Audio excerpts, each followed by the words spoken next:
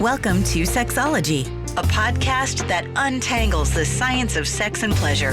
And now, with this week's episode, your host, clinical psychologist, Dr. Nazanin Moali. Hello and welcome to episode 234 of Sexology Podcast. I'm your host, Dr. Nazanin Moali. As you might know, June is National Men's Health Month. This month is all about encouraging the men in your life, including you, to take care of your body and focus on your sexual health. That's why the entire month of June, we're talking about the conversations that are relevant to men's sexual health. If you are a man or in a relationship with one, this is an episode for you. In this episode, we talked about some of the burning questions that I get from my listeners and my clients over and over again. And I compiled them all together and I invited this fantastic sex coach and sex educator to help me answer some of these questions. So these are the few of them. We're going to talk about does size matter and why are so many men struggling with accepting the size of their penis. We're going to talk about the natural exercises that you can use to increase your size and your girth. And we're going to talk about some tips for lasting longer in bed and some positions that might help you to last longer. So if you have any of these questions, stay put. We're going to talk about all of them. As I mentioned, I invited a sex educator to come on the show. Our guest is Kristopher Lovestone, the Einstein of relationship. Kristopher is an ingenious certified sex educator who is breaking new ground in sex education for men and couples. After surviving 6 divorces during his childhood, he went on to rewrite the rules of the relationship game so that people can actually win. His techniques have yielded him a wildly successful 15-year marriage that gets hotter every year. And you can find his technique in his book, Conscious Cock, the Empowered Sexuality Manual for Men. Before I go to our conversation, I wanted to remind you about the checklist I created a couple weeks ago on tips for lifelong erectile health.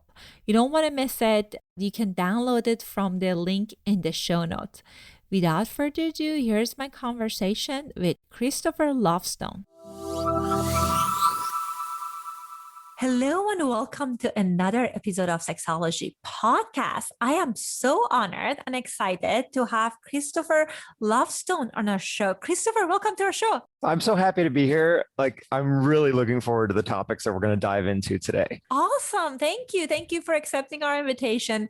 I loved your book. I was sharing with you just before I started the recording that how great it is that you had lots of good concepts, but also actionable tools. Because sometimes when I read books about sexual wellness and sexual health, it's missing those key information that we're learning about things, but we don't know how to kind of incorporate these newfound information in our sex life. So I think your book was great that included both. You know, as I was growing up, I found a lot of books on my mother's bookshelf that were women's health and sexual health books. She had resources as a woman. But as I went and looked into the world to try to find a how-to manual, an instruction manual for men with penis and male plumbing, I couldn't find much out there. I could find medical textbooks, but I couldn't find just a practical real-world guide of how to deal with our sexuality and relationship with a woman all in one place. So absolutely. That was the goal, is an instruction manual. Well, I think you accomplished that goal. It's such a wonderful book. And one of the topics that you mentioned in the book that I think is really interesting is about penis size. So I get a lot of questions from my listeners kind of talking about, are there ways to change the girth of my penis? Is there a way for me to increase it, change the size of it? And what's interesting that I repeatedly talk to people about compatibility is important, that it's not that the bigger penis is a better penis. It's a matter of how are you using what you have. And also if you're exploring all of your partner's other erogenous zones, because what we know in a heterosexual relationship, that beginning of women's genitals where most of the sensation is. So you don't necessarily need to have a super long penis to be able to provide pleasure in sex. So tell us, why do you think some men are so invested in this topic? Bigger's better, right? Bigger, faster, stronger, tougher. It's just kind of the capitalist American dream. It's this like dominant cultural message that we get from boyhood on up to manhood of like, oh, you want to have bigger muscles, you want to be stronger, you want to be the guy that gets things done better, etc. But like, it's such a problem that today we live in the age of porn where the male talent, the male actors are often paid by the inch length of their cock. So if you've got a really large cock, like the top 10 percentile of the bell curve of penis size for human beings, like you can make a lot of money in porn. So all we see in porn is professional actors with abnormally large, I mean, larger than the bell curve norm. Okay. So but we just subconsciously take that as like, oh, that's what power is. That's what masculine power is. I want to be like that. Like a lot of women that I know also experience it with breast size. They wish they had bigger breasts, right? We all have these issues about our bodies, but the really glorious nugget is that it's not what do I say here? If you just have a large cock, you might only have that one tool in your toolkit. But a masterful lover, like a master craftsman, someone who can build a work of art, they have a lot of different tools that are all very sharp tools, precision tools in their toolkits. They can create these works of art. But if you just have one tool, just relying on the size of your penis to be the thing and it causes all the pleasure, you're missing out on like all the other tools that are possible. But, you know, I even feel it myself. I am 50th percentile, 100% captain average size. Like that's me, you know, and I've felt it in my own life. I wish I was better, or not better, bigger. Just on basic principle that bigger is better, right? Like that would be more pleasurable to my partner. But the reality is it's not. Having a diverse toolkit to be able to respond to how she is today, or how her body is feeling today, or how her emotional landscape is today, that creates a lot more harmony and trust and joy in your relationship than just having one tool, a really big power tool that just does one thing well. Pile driver. No, I know some women, you know, will want that regularly, but most women kind of want to lead up to that and then have it once in a while, but not all the time. You don't want to get your cervix hit. You don't want to be doubling over in pain, you know, so it's about attunement, really. It's about really how do you create the most pleasure with your partner? And having a big jackhammer isn't necessarily the thing that's going to create the most pleasure. It might in a certain instance, if she's deeply aroused and really hungry for it, for example. But in other instances, she might be like, stay away from me with that big thing.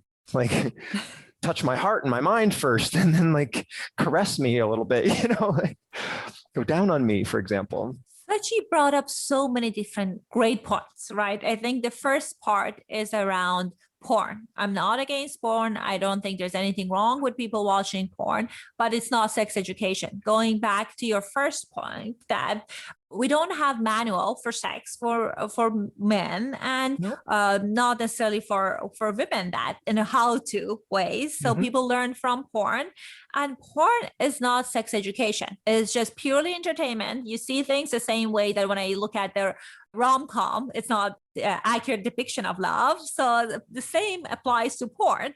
So you see exaggerated body parts, and you're right that I didn't know people get paid if they have bigger penises. That's new information to me, but that's interesting. And then it shows that then the images we're seeing is hand selected. The same images that we see with vulva. We don't see vulva diversity in porn.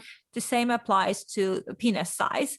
And, I don't know how else I can talk about it with people, because I'm a sex therapist. I feel like anyone who knows you're a sex therapist, they want to talk about their sex life. So I talk to a lot of women that are in a heterosexual relationship. And I barely hear a woman saying that, oh, he was great because he had a huge penis size. I heard people saying that, oh God, we didn't have foreplay and he had this huge penis and it was so uncomfortable. I couldn't wait until it was over. So I think that's important. So, I've heard from my conversations with other sex therapists that there's this emerging trend of understanding about women's enjoyment of penis size. And that this trend that I'm observing now brings clarity to the conversation, that in general, women prefer a larger than average cock for a one night stand, but for a long-term relationship, in general, average, because they've got an average size yoni, the average size penis on a man. Like, it evolutionary has adapted to be the perfect balance of size and pleasure and stuff like that.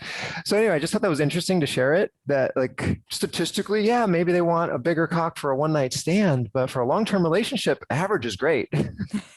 Yeah, I think it's really a matter of how are you using what you have. And you're right that how masterful you are with foreplay.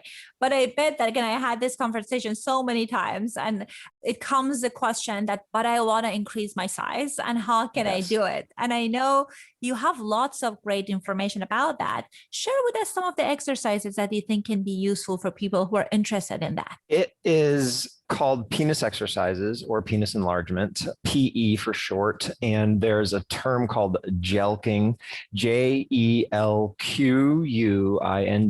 or just JELQ, jelks.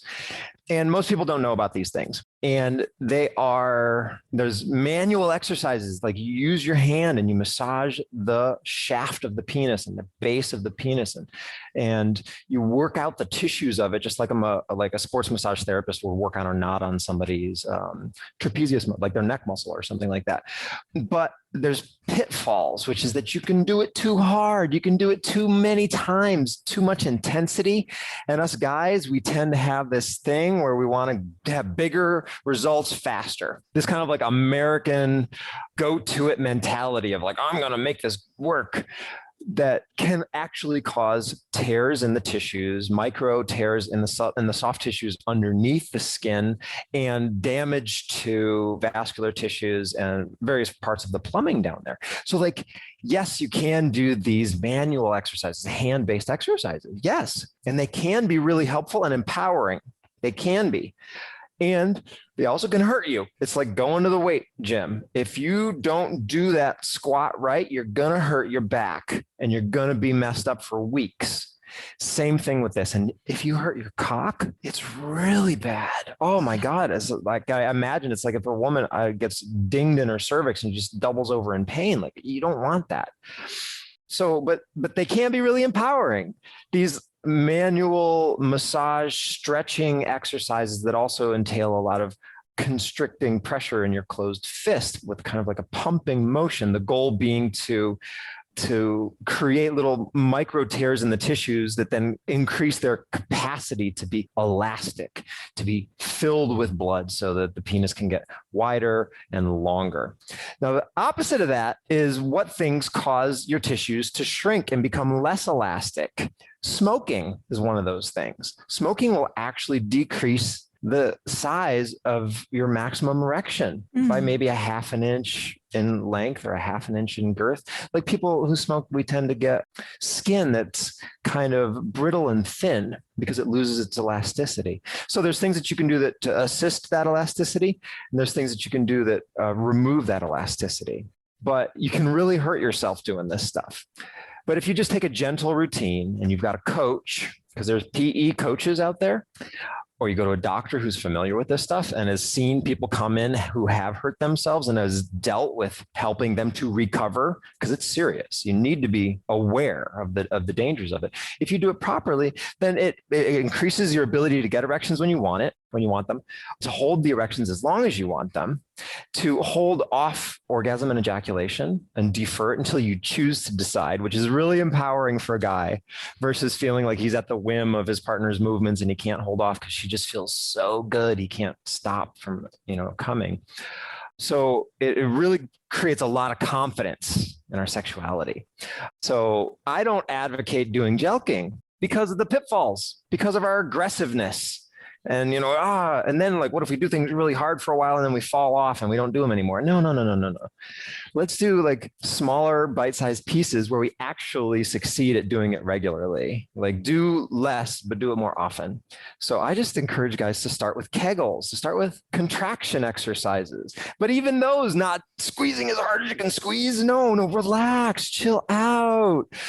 Breathe. You want to do like small to medium intensity contractions, but you want to do them regularly, weeks, and they let that turn into months. And then you experience such huge gains in your ability to get erections when you want. Have those erections be really full and strong rather than maybe a 50% kind of weak, kind of flaccid erection, which guys in our 40s, 50s, and 60s, we have to deal with that, and then holding off your orgasm and your ejaculation until you choose to release is so empowering. And just doing Kegels in a nice moderate routine that's slow and patient can give you all those benefits without having to worry about increasing the length or girth of your cock. And I'm going to say, I think personally, it's better to get better control over your erections and your orgasm than it is to have an extra half inch or an inch on your length or girth. If you can keep going for an hour, like that's better than having a little bit more size, I think. Absolutely. And, as you were describing this exercise, and I was reading in the book, I was like conflicted. I was like, oh, great, this can work. But I was like saying that, oh God, there's so many things that can go wrong with that can harm your tissue if you're not, as you mentioned, that you're prepared and you do too much. You don't have the right help around, like you don't get coaching. That I rather my lover learn about become a better lover, learn about oral sex, like BDSM, something else in my erotic template that can be significantly more exciting than him having slightly a bigger penis. So, I know the meaning can be huge for men, but I think it's important to hear the other perspective of it as well. A lot of women that I know, for example, my mother, my sister, other people, like have put stuffing in their bras to look bigger, right? Or gotten a wonder bra. And, it's a very personal thing. Mm-hmm. But when they look at themselves in the mirror, wearing a nice dress, going out or something like that, they like the way they feel. So there's an interesting thing here about the way you feel. And if having a bigger cock makes you feel better, then okay, that's interesting. But you can get a cock sleeve. You can get a silicone or a rubber dildo that's hollow that you actually insert your penis into. And like you can upgrade the size of your cock by putting on a sleeve. These things exist and guys don't know about them. And they might say, oh no, I could never do that. It's going to make me feel inferior. Well, maybe not. It might actually make you feel like a rock star. You might be like, oh my God, I've got the big dick that I always wanted. And you get to play with it and she gets to play with it and you get to see if she likes it. And you get to feel that you actually feel the intercourse still, even though you've got a sheath around you, like it still feels almost just as good. It's kind of like wearing a condom or something like that. But then you get to take it off when you're done. And, one of the porn stars that has a monster cock, they never get to take it off. They have to live with that thing.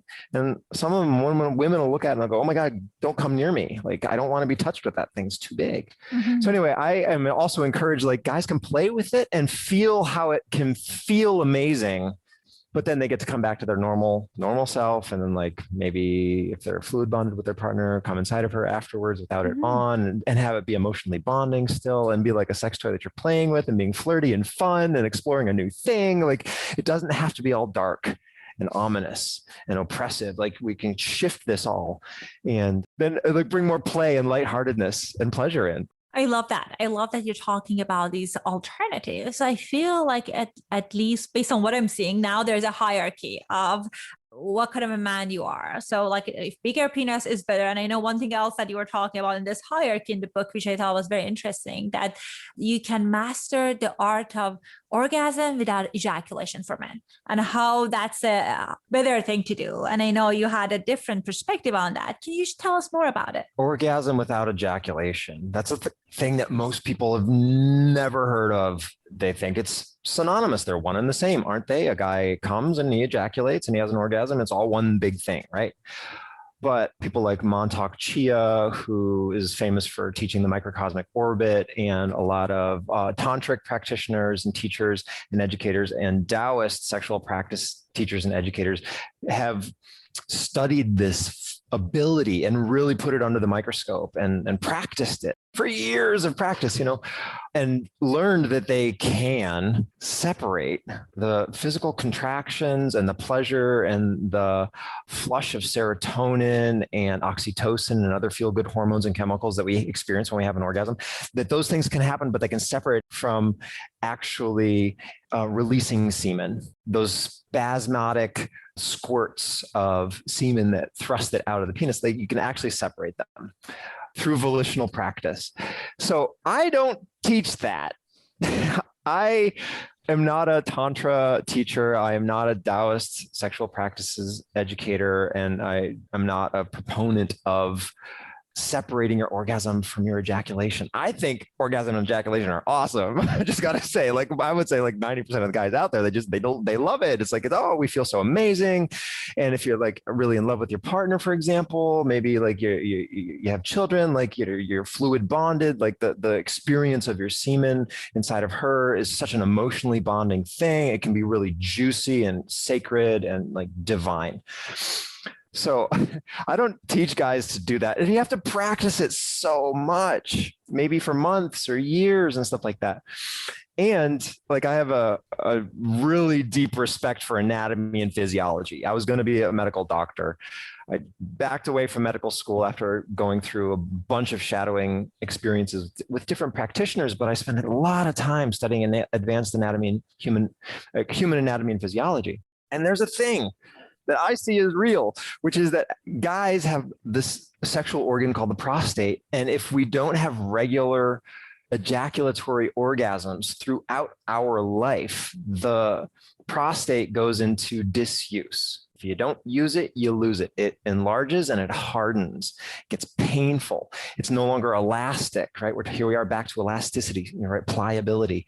And then it can lead to prostate cancer. Lack of having regular ejaculatory orgasms in a man's life can lead to cancer. That's scary. All right. So I don't advocate that anybody try to avoid orgasm or ejaculation. I'm yes, welcome it. Let's just learn about it. Let's learn how to delay it until you choose to do it. So you feel empowered about being in better control. Yeah, let's learn that. But to avoid it and never have it, I fundamentally disagree with that as a practice, because you got to keep the plumbing working. You don't want to have a problem there. That's the deepest place in your body.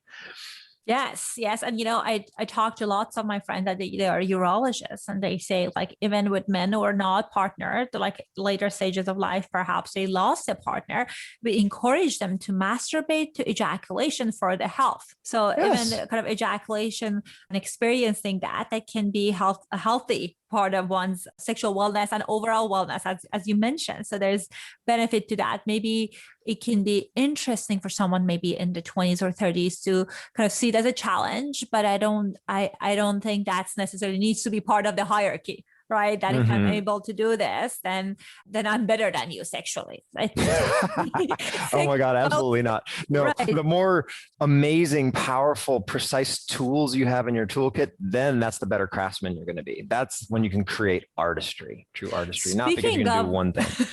Yep. Speaking of using your tools effectively, the other question that we get a lot is about how to last longer. Again, I talk about it all the time. Maybe right. Your partner, they don't love you lasting longer. Definitely talk to your partner about it. But if someone is finding themselves that's something they're curious to explore, well, what are some of the suggestions you have for people? There's this term called embodiment that anyone who's a dancer will immediately understand, or someone who practices yoga, for example. They're doing a physical practice that involves breathing and their body, and you kind of get out of your head and into really being in your body. Your focus is in your body. Your focus is not on what do I need to do tomorrow. You're not a person sitting in front of a computer all day long, crunching on theory and numbers and stuff like that.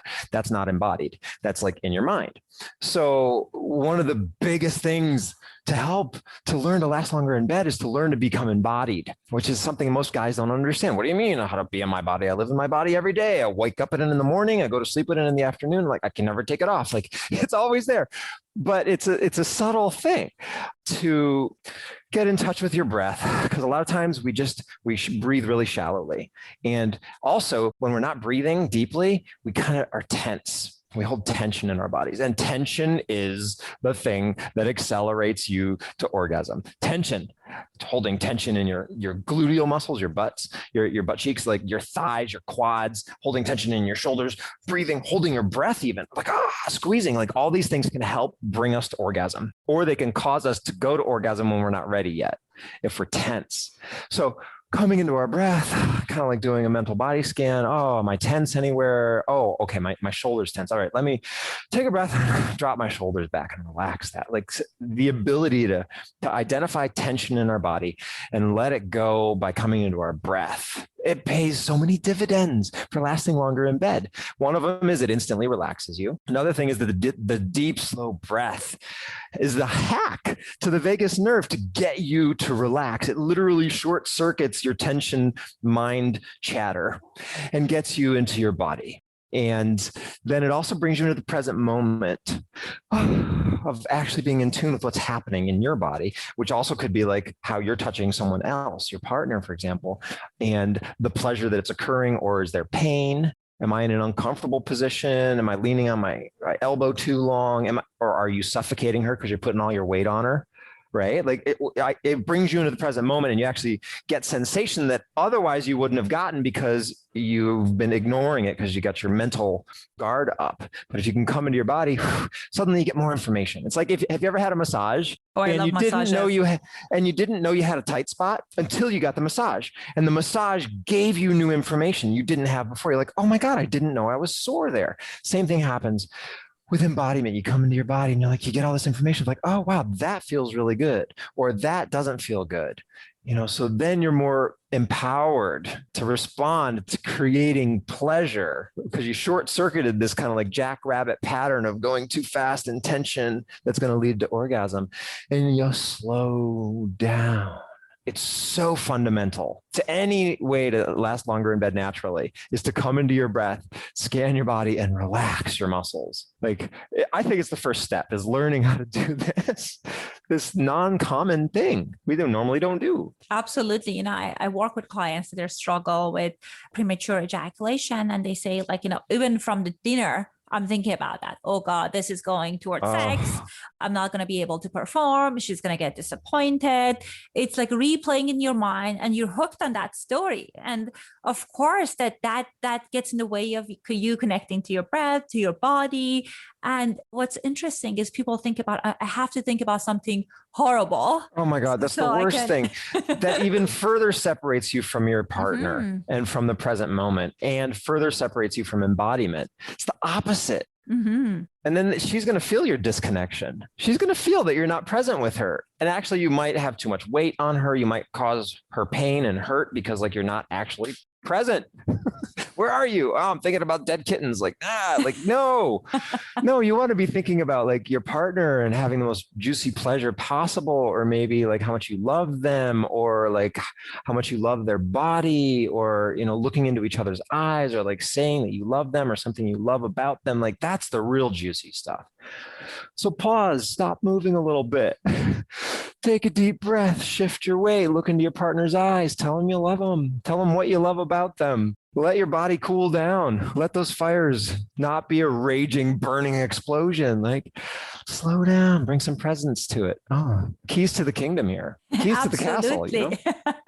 And I know in the book you talk about positions. These things, I was like, oh, I didn't think about it. But all of these things can help you to unlearn some of those negative messaging that you learn from porn of that fast movement with adjusting the position and kind of being more present with your partner. So I think those things are really important. You talk about them in your book. All right. Yes, absolutely. So let's say one at least, right? If you're worried, guys, if you're worried about coming too quickly, or women, if your partner often comes too quickly, and why not, you guys still want to make love, you still want to have intercourse, penis and vagina intercourse. Yes. Well, there's a position where he sits down on a chair, maybe a chair with a nice wooden chair with a nice back. You can put a little cushion on his low back there, sturdy. And then you sit down on his lap and wrap your legs around him.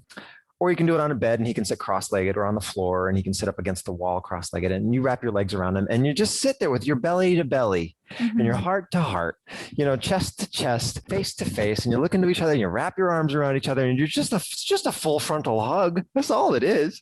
But in that position, the penis, it can insert easily, but not very deeply. It's shallow insertion, and the woman's on top. She's the one who's in control, not the guy. So it also cancels his kind of pile driver, jackrabbit, robot machine thing of going too fast. And what you get into is this kind of dance of your weight, of leaning and rocking with each other, which creates side to side movement rather than thrusting in and out movement, which is much better for waking up the vulva, the clitoris, the A-spot, all these internal erectile tissues in her sexual anatomy. And it helps him to last longer because he's not getting so stimulated. And the beautiful thing is that your belly on the other person's belly, and no one's getting like squished by the other person's body weight on top of them, right? No one's uncomfortable in some awkward sideways thing, or, getting their hair pulled doggy style. It's very comfortable. Then you can just relax, and it feels really good to breathe your belly into your partner's belly, and to feel their heart on your heart, and to get to look at each other and hug while you slowly dance, or quickly. Anyway, it's called Yab Yum. YAB is the first word. Yum, YUM.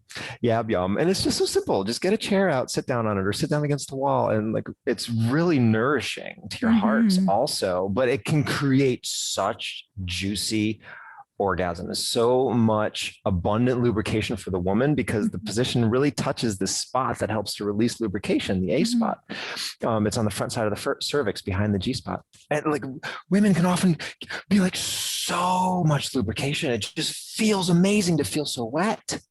It can feel really therapeutic to let it flow that much. So yeah, a simple thing like a position change can help a lot. Right. I love that you mentioned that, right? Because people think about when we're doing something that's not working, the solution is not doing it more. We need a different way of approaching. And I love that you were talking about that can be very sensual and heart to heart, but also can help you guys to connect differently. And I know in your book, these are a small sample of what you offer. There's tons of information about relationships, sexual wellness. So if people are interested in getting your book, what are some of the places they can purchase it? Well, my book is available all over the world in tons of different bookstores, but because I've got the word in my title, cock, conscious cock, it's censored from most search results. Now, let me just be specific here. If you go to Amazon and you search conscious cock, I don't come up. It's I don't exist, but that's because I'm censored from the search results. But if you have a direct link to go to it, you can get to it and order it just fine. So the best thing is just to go to my website, consciouscock.com. There you get the links to all the different places, Amazon, Barnes and Noble. Flipkart, there's tons of Books A Million, lots of different retailers all around the world. All the different continents have it. But yeah, we have to deal with this kind of information. It's kind of hard to get in the modern world because it's so censored. It's difficult to find, even if you're looking for it, because the search results omit it. So unfortunate. And I wonder if people would be interested to work with you. Do you offer coaching as well? I stopped doing coaching because I need to reach more people. And I can only I found that when I was doing coaching, maybe 4 clients, I was really maxed out. The caseload that I could handle wasn't that much. So I'm changing what I'm doing. And I'm just doing teaching with groups and interviews and creating courses and stuff like that. I'm no longer doing one-on-one coaching, but I do have a Facebook group for guys specifically. Women are not allowed, where we talk about the concepts and the practices and the issues that we face in our relationships and sex life. And we also talk about our successes and our wins, because a lot of times guys don't have anybody to share that information with. And like, we don't actually talk about sex with other guys. It's only with a doctor in a clinic or something like that, or joking locker room mentality, which is kind of brutal and it doesn't actually help us. So that's the Conscious Cock Brotherhood on Facebook. Oh, I love the name. It's so unfortunate that it gets censored. And no wonder your book is full of great content, because what I see at times that people offer small bits of information because they want people to come to their coaching. So no wonder you have this generous. I'm not trying to sell anything. I just am passionate about education. I just love making big change in people's lives. And I don't know, it's something that I actually kind of enjoy, that I don't have anything to sell. I mean, sure, buy my book, I'll make $1.